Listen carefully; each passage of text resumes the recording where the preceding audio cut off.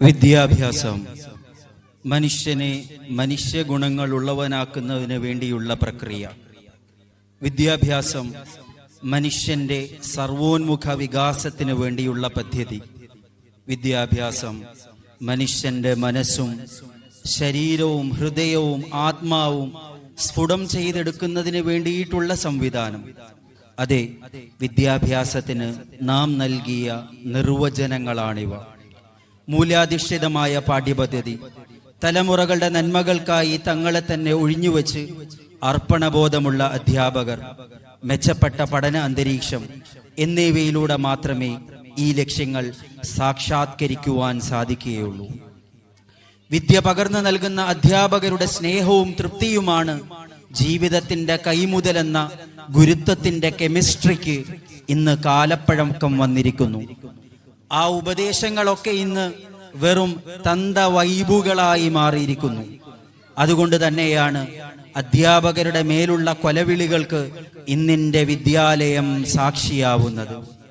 പ്രിൻസിപ്പാളെ, നിന്നെ പിന്നെ കണ്ടോളാം എന്ന മുദ്രാവാക്യങ്ങൾ പറഞ്ഞു പഠിപ്പിച്ച് തലമുറകളെ വളർത്തിക്കൊണ്ടുവരുമ്പോൾ നേരായ പാത കാണിക്കേണ്ട മാർഗദർശികളെയാണ് ഈ തലമുറയ്ക്ക് നഷ്ടമാകുന്നത് എന്ന ബോധം ഇനിയെന്ന് നമുക്കുദിക്കാനാണ്.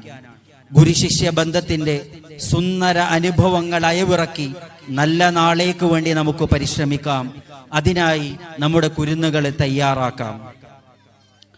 ക്ലാസ് മുറികളുടെ 4 ചുമരുകൾ A+B എന്ന സമവാക്യങ്ങൾ ഉരുവിട്ട് പഠിപ്പിക്കാൻ വേണ്ടിയിട്ടുള്ളത് മാത്രമല്ലെന്നും തന്നോടൊപ്പം വിദ്യ നുകരുന്ന വിദ്യാലയ പൂവാടിയിലെ മറ്റു കൂട്ടുകാരെ ജാതി, മത, വർഗ, വർണ്ണ വ്യത്യാസമില്ലാതെ ചേർത്ത് പിടിക്കുന്നതിനും അവന്റെ സന്തോഷ സന്താപങ്ങളിൽ പങ്കുചേരാനുള്ള ഉത്തമ പാഠശാല കൂടിയാണ് ക്ലാസ് മുറികൾ എന്നുള്ള കാര്യം ഇന്നിന്റെ മക്കൾ മറന്നിരിക്കുന്നു. അല്ലെങ്കിൽ അവ ശരിയാവണ്ണം പകർന്നു നൽകുവാൻ നമ്മുടെ വിദ്യാഭ്യാസ രീതിക്ക് സാധിക്കുന്നില്ല എന്നാണോ? കട്ടച്ചോര കൊണ്ട് ജ്യൂസ് അടിച്ച് സോഡാ സർബത്ത് എന്ന വരികളിലൂടെ കൊല്ലുന്നതും കൊല്ലിക്കുന്നതും വയലൻസിനെ എന്റർടൈൻമെന്റായി കാണുന്ന ആധുനിക യുവത്വം സഹപാഠിയുടെ ദേഹത്ത് മുറിവുകൾ ഉണ്ടാക്കി ആർത്തലച്ച് ചിരിക്കുന്ന ക്രൂരമായ റാഗിംഗ് കലാപരിപാടികൾ ആഘോഷമാക്കിയില്ലെങ്കിലേ അത്ഭുതമുള്ളൂ.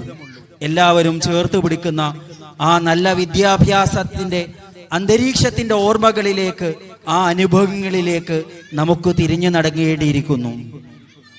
സ്വതന്ത്ര ലിബറൽ ചിന്തകളും മലീമസമായ സാമൂഹിക അന്തരീക്ഷങ്ങളും സർവവിധ തന്നിഷ്ടങ്ങൾക്കും വകവെച്ചു കൊടുത്തപ്പോൾ ലഹരിയുടെ കരാളഹസ്തങ്ങൾ യുവത്വത്തെ കാർന്നു തിന്നു കഴിഞ്ഞു എന്നുള്ള യാഥാർത്ഥ്യം മനസ്സിലാക്കിക്കൊണ്ട് ഇനിയെന്നാണ് നാം കണ്ണു തുറക്കുക?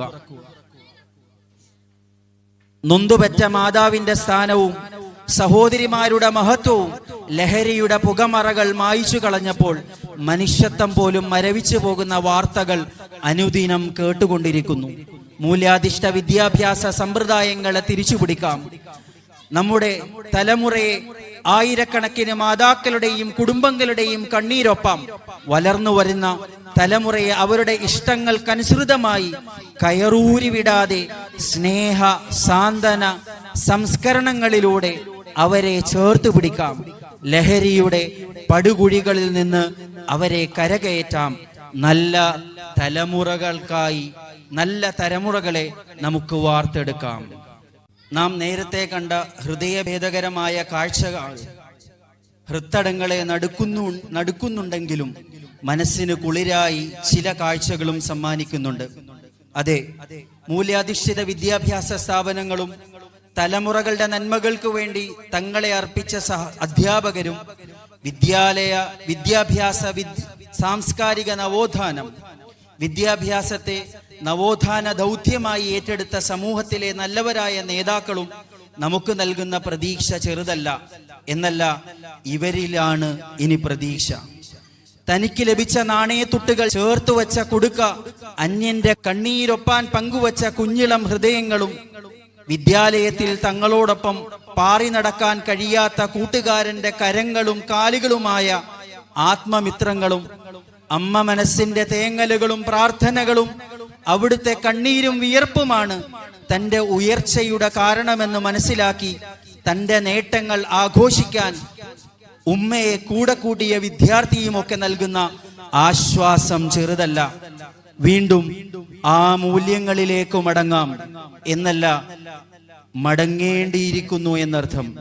മൂല്യാധിഷ്ഠ വിദ്യാഭ്യാസ സമ്പ്രദായങ്ങളും അന്തരീക്ഷങ്ങളും അർപ്പതബോണമുള്ള അധ്യാപകരും സംസ്കാരങ്ങളും വളർന്നു വരട്ടെ. അതിനായി കൈകോർക്കാം, നല്ല നാളേക്കായി പരിശ്രമിക്കാം.